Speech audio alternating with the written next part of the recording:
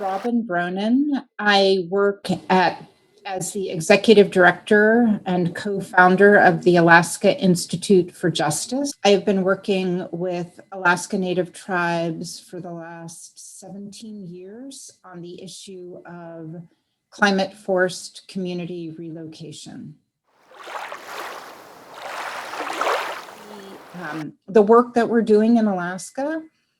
is to create a community-led, human rights-based relocation strategy for communities that are being forced to leave their homes.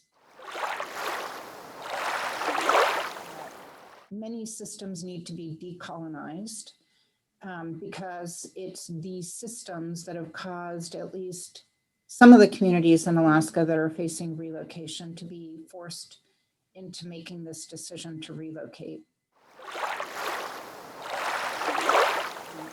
We refer to people as rights holders, and everything about our work is making sure that rights holders are leading the work that we do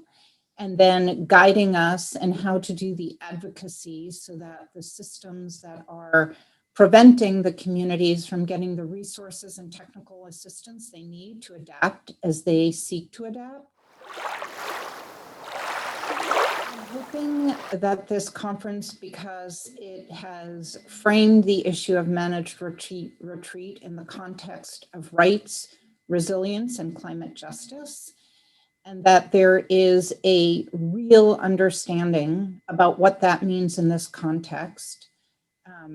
and what this means for how researchers and academics do their work, so that it becomes an empowering process for communities